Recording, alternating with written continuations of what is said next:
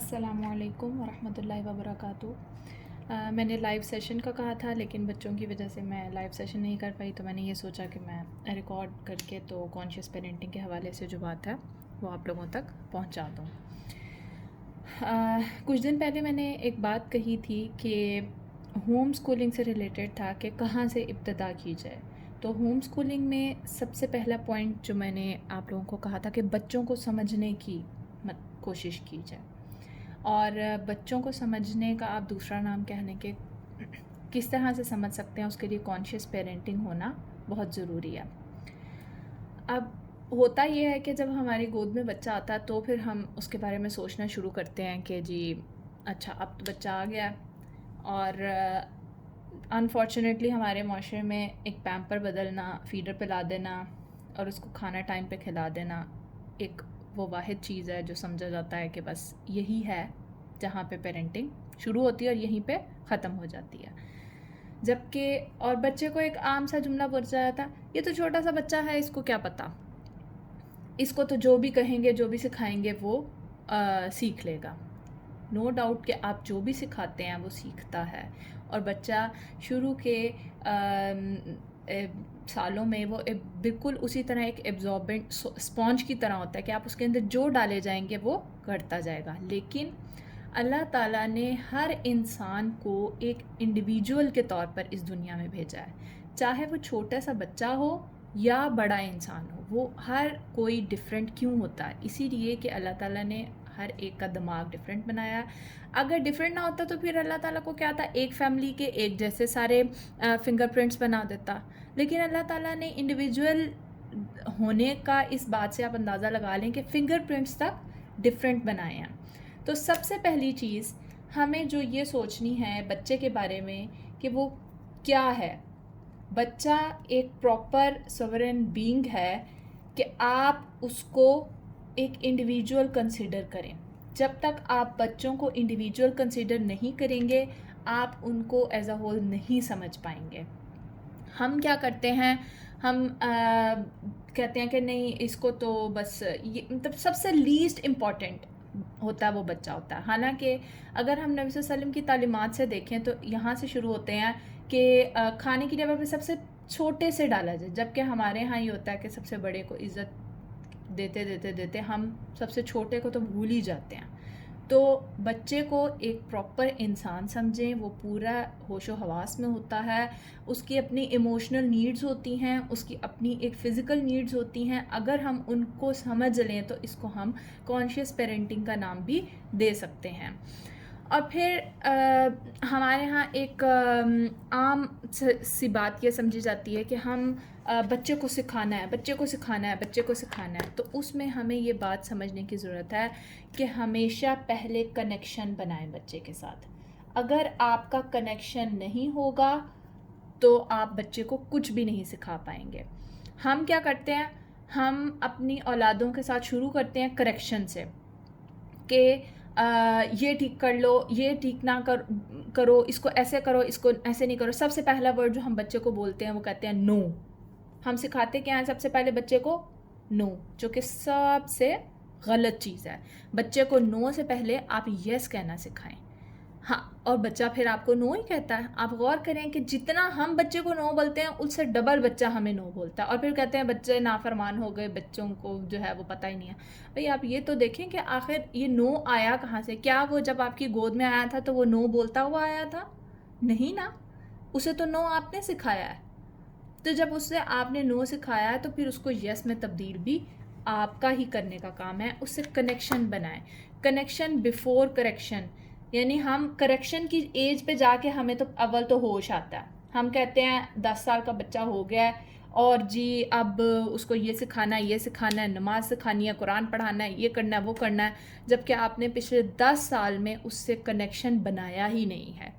इसी चीज़ के ऊपर जो है वो है कि आप पहले जो 7 साल ज़िंदगी के होते हैं बच्चे के, वो इसीलिए इम्पॉर्टेंट होते हैं कि आपने उसको सुनना होता है, आपने उसको समझना होता है।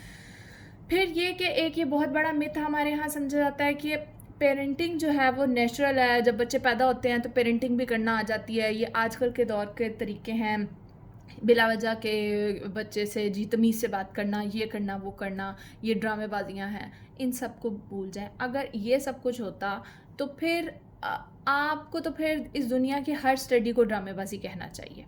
इसलिए कि मैथ्स, इंग्लिश, साइंस ये आपको प्रैक्टिकली लाइफ में बताएं कहाँ पे काम आ रही है, आपके नहीं आ रही ना कहाँ। अगर हम अपने आप को हाउसवाइफ्स को लें, जो मदर्स हैं उनके बारे में हम सोचें, तो मुझे बताया मैथ्स, इंग्लिश, साइंस कहाँ आपकी खाने पकाने में काम आ रहा है, कहाँ आपके जो है वो उसमें केमिस्ट्री के एक्सपेरिमेंट्स आ रहे हैं, नहीं आ रहे हैं ना।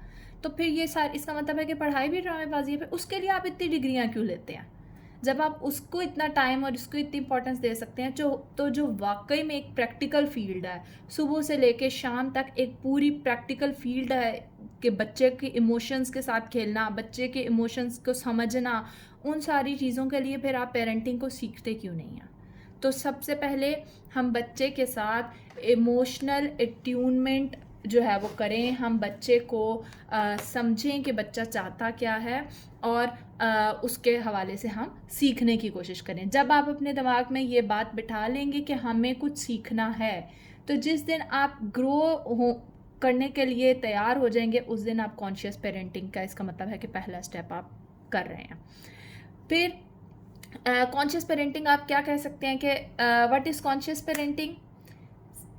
We need to raise child first, raise ourselves. आपको बच्चों को आगे बढ़ाने से पहले अपने आप को रेज करना है। First raise ourselves. हम ये काम सबसे आखिर में करते हैं। हम कहते हैं हमने तो ज़िंदगी गुजार दी है, तो अब जी हमें तो सब कुछ पता चल गया और हम बहुत परफेक्टली ये सब कुछ कर सकते हैं। तो प्लीज़ इस बात को जो है वो पीछे रखें और अपने आप को बढ़ाएं, अपनी ग्रोथ की तरफ तवज्जो दें। अपनी ग्रोथ से मुराद क्या है कि सीखें सीखें सीखें। इल्म जो हासिल करना है ना, वो ये है कि आप हर चीज़ के बारे में सीखें। ये नहीं कि अगर हमारी फैमिली में ये ट्रेंड चल रहा है कि जी बच्चे को थप्पड़ मार के ही वो एक ताबेदार बच्चा बन सकता है, तो हम अगर थप्पड़ नहीं मारेंगे तो हम फैमिली से आउटडेटेड हो जाएंगे। तो प्लीज़ आप सीखें इस बात को कि थप्पड़ क्यों मारना है और क्यों नहीं मारना। हो सकता है कि हमारी फैमिलीज़ की बहुत सारी चीज़ें ठीक भी हों, लेकिन उसको हर चीज़ को एक्नॉलेज करें कि आप देखें कि वो आप जो कर रहे हैं वो क्यों कर रहे हैं। फिर अपने आप को जब आप रेज़ करेंगे और फिर जब आप बच्चों की तरबियत करेंगे तो वो बहुत बेहतर तरीके से होगी। फिर दूसरा पॉइंट ये है कि आप अनमेट नीड्स, कि जी मैं चूँकि डॉक्टर नहीं बना तो जी मैं अपने बच्चों को जो है वो डॉक्टर बना दूँ। अपनी अनमेट नीड्स को एक लिस्ट डाउन करें। आप देखें कि आपकी क्या क्या अनमेट नीड्स हैं जो आपकी इस दुनिया अब तक की नहीं पूरी हो सकी। उनको अगर तो आप अब पूरा कर सकते हैं तो ठीक है, आप उसको पूरा करें जो जायज़ हुदूद के अंदर हैं। और अगर कुछ ऐसी हैं जिनको आप पूरा नहीं कर सकते तो प्लीज़ उनको बच्चों के ऊपर थोपना बंद कर दें। इस तरह से आप कॉन्शियस पेरेंटिंग नहीं कर रहे, आप वही पैटर्न पेरेंटिंग कर रहे हैं और आप उन्हीं मिथ्स के ऊपर चले जा रहे हैं जो पीछे से चलती आ रही हैं। फिर है कि आप बच्चे जो हैं आपको, हाँ, हर इंसान के अंदर होल्स होते हैं, HOLES वाले होल्स होते हैं, कुछ ना कुछ रह गया होता है। इनको जब आप फिल कर लेंगे तो आप as a whole WHOLE individual बन जाएंगे। आप एज अ होल इंडिविजुअल होंगे तो आप अपने बच्चे को बेहतर प्रोवाइड कर सकेंगे। आप खुद अंदर से खाली होंगे, आप बच्चे को भी खाली रखेंगे।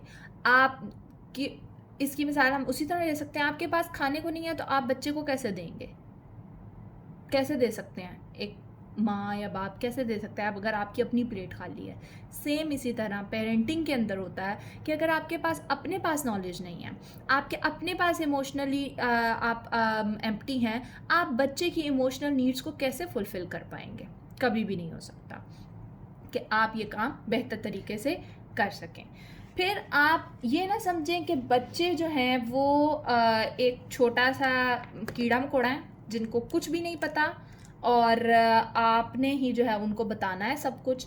आपको क्रिएटिव बने, मतलब आप बच्चों के साथ मिल के अपनी ज़िंदगी को चलाएं। बच्चों को कीड़ा मकोड़ा समझना छोड़ दें, उनको रिस्पेक्ट दें, उनको इज़्ज़त दें, उनसे मशवरा लें। बच्चे बहुत अच्छे मशवरे देते हैं, कभी आप मशवरा लेकर तो देखें। लेकिन वो हमारी अपनी अना है ना कि जो बीच में आ जाती है। हम समझते हैं कि इनको क्या पता, ये तो अभी टिड्डे से हैं, इनको कल जुमा 8 दिन पैदा हुए हैं, इन्हें क्या पता ज़िंदगी क्या होती है। आप उनसे मशवरा लेकर तो देखें। आप फिर उनकी ऑब्जर्वेंस को ऑब्ज़र्व करके देखें कि वो कितने कमाल के ऑब्जर्वेंट होते हैं। वो आप उनके साथ मिल के इवेंट्स प्लान करें, आप अपनी ज़िंदगी को उनके साथ मिल के गुजारें। ये नहीं कि बच्चे जो है वो एक कोने में बैठे हुए इंडिविजुअल्स हैं जिनको आप अपने उंगलियों पर नचा रहे हैं। ये जो चीज़ होती है ये कॉन्शियस पेरेंटिंग नहीं होती, ये ट्रेडिशनल पेरेंटिंग है जो हमेशा से चलती आई है कि जी माँ ने कह दिया सोने का टाइम हो गया सो जाओ, उठने का टाइम हो गया उठ जाओ, खाने का टाइम हो जाए खा। ये जो है ना टाइम टेबल, डिसिप्लिन, इन सब चीज़ों को मिल के भी किया जा सकता है। आप बच्चे के साथ मिल के भी कह सकते हैं कि बेटा आप सोने का ये टाइम है, इतना टाइम ऊपर हो गया, आपको पता है इसके क्या नुकसान होते हैं, सुबह आपसे उठा नहीं जाता, आप फ्रेश नहीं होते। आप उसको बताएं तो सही, हर चीज़ का जवाब तो दें उसको।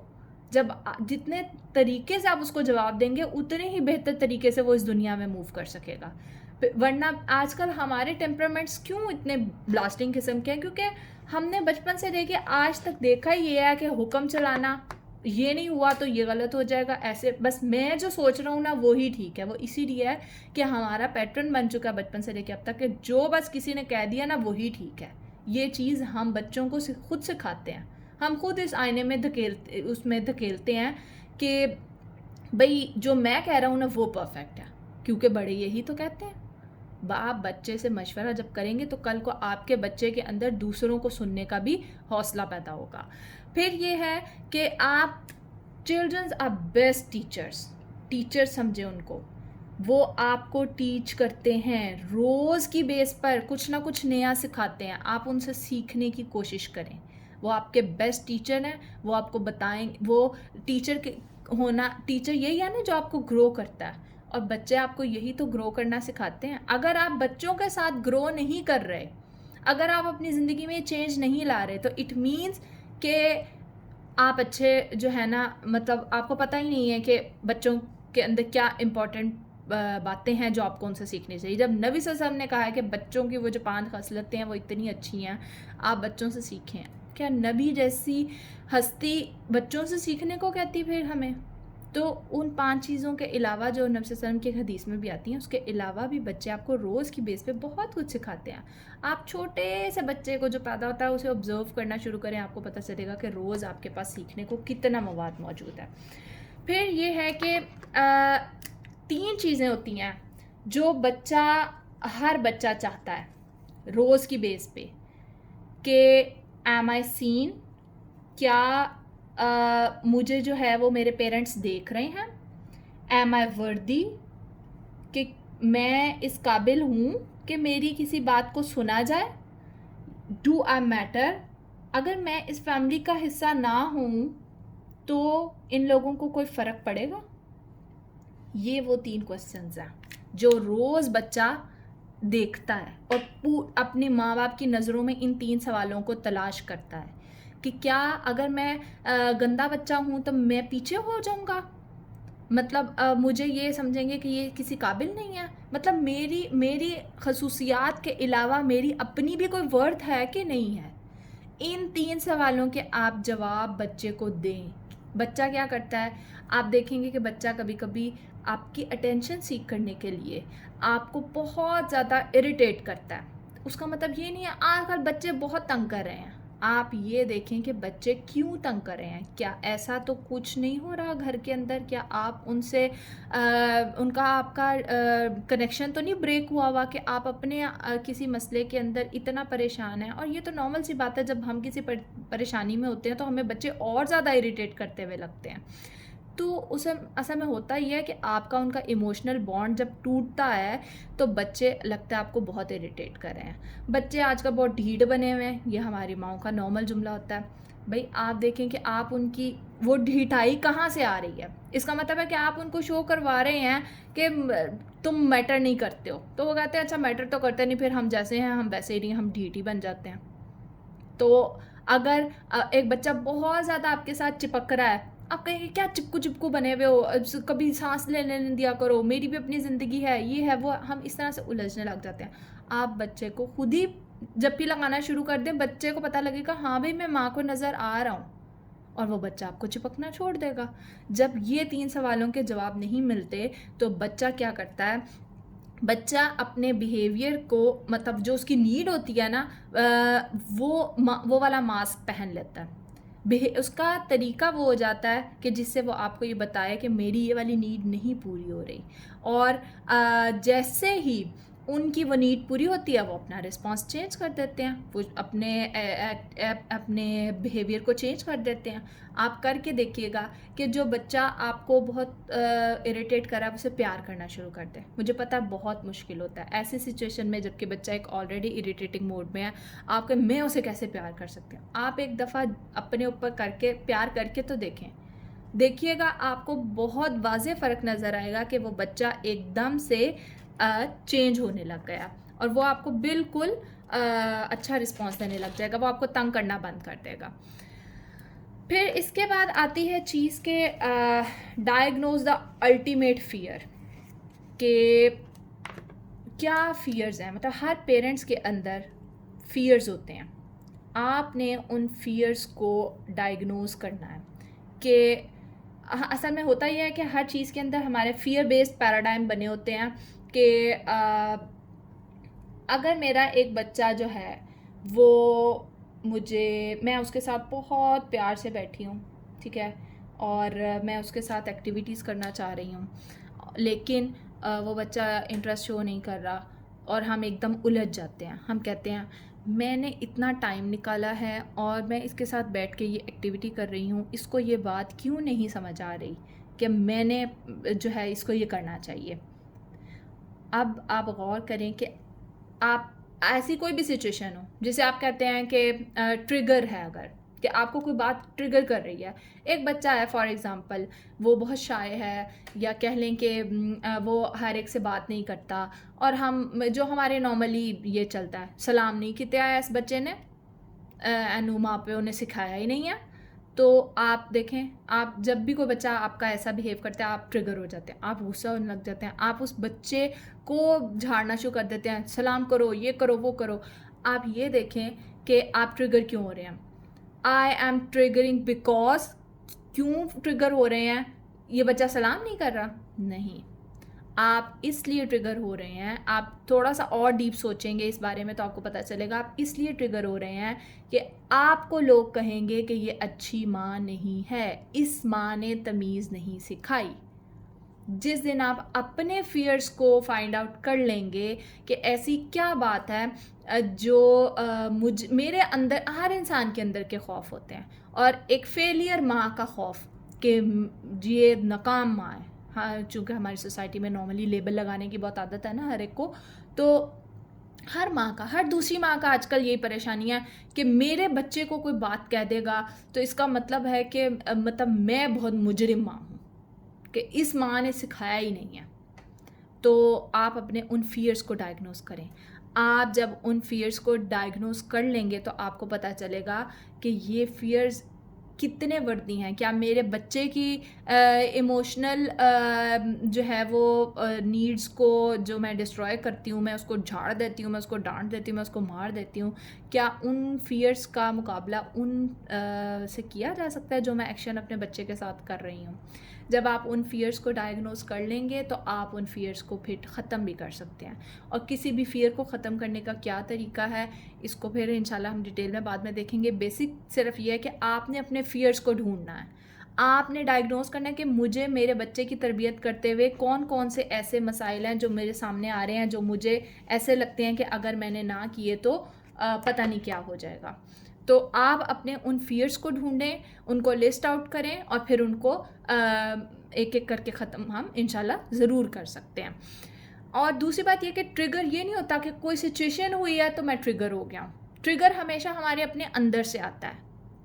Trigger is always inside, not from outside. मतलब ये नहीं है कि कोई मुझे डांट रहा है या कोई मेरे से बदतमीज़ी कर रहा है तो मैं गुस्से में हो गया हूँ। जब कोई डांट रहा है या कोई बदतमीज़ी कर रहा है तो मुझे कैसा फ़ील हो रहा है, उसकी वजह से ट्रिगर हमेशा इंसान होता है। अच्छा जी, उसके बाद लास्ट चीज़ है कि कॉन्शियस पेरेंटिंग के अंदर हमें एक ये बहुत परेशानी का सामना होता है, जिसकी वजह से हम नहीं रह पाते प्रेजेंट के अंदर, कि हैप्पीनेस हमें चाहिए होती है। Wanting happiness is the root of pain. हर वक्त तो नहीं हम खुश रह सकते, ये दुनिया तो अल्लाह ताला ने कहा है कि एक इम्तिहान है। तो जब अल्लाह ताला ने कह दिया कि ये इम्तिहान है, तो फिर हम हर वक्त ना तो हम अपने बच्चों को हर वक्त इस दुनिया की मसाइल से बचा सकेंगे, ना हम उनकी ज़िंदगी में बेस्ट उनको दे सकते हैं, ना हम उनके लिए सब कुछ प्रोवाइड कर सकते हैं। अगर ऐसी बात होती तो फिर तो कोई भी इस दुनिया में जो है वो बेहाल ना होता, हर कोई खुश खुश होता, क्योंकि माँ बाप तो यही चाहते हैं। अगर हम हर वक्त हैप्पीनेस, वांटिंग हैप्पीनेस के फॉर्म में रहेंगे कि मेरा बच्चा, कोई आप किसी भी पेरेंट्स से पूछें आपके क्या सबसे बड़ी ग्रेटेस्ट डिज़ायर क्या है बच्चों के हवाले से, वो कहेंगे हमारे बच्चे जो हैं वो कामयाब हो जाएं। मतलब उसके अलावा उनकी ज़िंदगी का कोई मकसद ही नहीं रहता। तो देखें, कामयाबी आपके हाथ में नहीं है। कुछ चीज़ें अल्लाह ताला ने अपने हाथ में रखी है, उनको अल्लाह के हाथ में ही रहने दें। जब हम अल्लाह ताला की चीज़ों को अपने हाथ में लेने की कोशिश करते हैं ना, तो अल्लाह ताला हमें उनके अंदर खपा के मार देता। तो और उससे क्या होता है, हम अपने प्रेजेंट में नहीं रह पाते, हम हमेशा फ्यूचर का सोचते रहते हैं। मैं आज पढ़ा लूँ, मेरा बच्चा बड़ा इंसान बन जाए, मैं आज उसको इतना खिला लूँ वो सेहत के एतबार से ठीक रहे, मैं आज उसको ये सिखा दूँ, ये क्रिएटिविटी सिखा दूँ, ये उसको कर दूँ, ये कर दूँ, ताकि वो ये हो जाए। वो जो हो जाए है ना, और फिर जब वो हो जाए हमारे मुताबिक नहीं होता, क्योंकि परफेक्ट तो कोई भी नहीं होता। जब वो हो जाए हमारे मुताबिक नहीं होता तो हम हमेशा एंग्जाइटी और स्ट्रेस की मोड में रहते हैं। तो प्लीज़ प्रेजेंट में रहें। जो आज का दिन मुझे मिला है, कल तो किसी ने नहीं देखा। ये सिर्फ बातों की हद तक तो हमें बहुत पता है, कल तक नहीं तकिया। तो जब कल किसी ने देखा ही नहीं है तो प्लीज़ आप भी खुद अपने आप को प्रेजेंट में रखें। हर चीज़ की आज की इम्पोर्टेंस को जो है, जितना आप अपने जहन में उजागर रखेंगे उतनी आप कॉन्शियस पेरेंटिंग कर पाएंगे। हाँ, मैंने आज ये पढ़ाना है, मेरा आज का ये पढ़ाने का शेड्यूल है, मैंने आज ये अपने बच्चे को खाना खिलाना है, बस यहाँ तक रहें। अपनी सोचों को आगे मत लेके जाएं। जितना आप आगे लेके जाएंगे उतना आप अपने आप को एग्जाइटी और स्ट्रेस के अंदर रखेंगे। और प्रेजेंट मोमेंट को एंजॉय करें बच्चे के साथ। अगर एंजॉय करने वाला मोमेंट है उसको एंजॉय करें, अगर सैडनेस वाला मोमेंट है उसको फील करें कि बच्चा सैड है। आप चूंकि खुद फ्यूचर में रहते हैं या आप खुद हमेशा पास्ट में रहते हैं, इस वजह से आप बच्चे को ये नहीं बता पाते कि बेटा फीलिंग्स जो हैं वो एक ट्रेन की तरह है, वो आती है और चली जाती है। आपने बाहर खड़े होकर वेट करना है, आपने बाहर खड़े होकर वेट करना है कि ये फीलिंग आई है तो चली भी जाएगी। जब आप बच्चे को उस ट्रेन के अंदर घुसने को कहते हैं, उसकी वजह से ये होता है कि बच्चा समझ ही नहीं पाता कि हो क्या रहा है। आप देखें, आज 30-30, 40-40 साल की उम्र हमारी हो गई है और हमें पता ही नहीं है कि क्या चल रहा है। हम किसी भी चीज़ के अंदर इतना घुस जाते हैं कि हमें पता ही नहीं है कि जो चीज़ आती है वो चली भी जाती है। इस दुनिया में आज तक ना कोई इमोशन, ना कोई सिनेरियो, ना कोई मुसीबत, ना कोई खुशी ऐसी नहीं है कि एवर लास्टिंग हो। जब अल्लाह ताला ने हर चीज़ को मूव ऑन करवा देना है तो फिर आप खुद क्यों नहीं मूव ऑन होना सीख लेते। बच्चे को हमने ये सिखाना है कि बेटा आपने अपनी फीलिंग्स को बाहर खड़े होकर देखना है।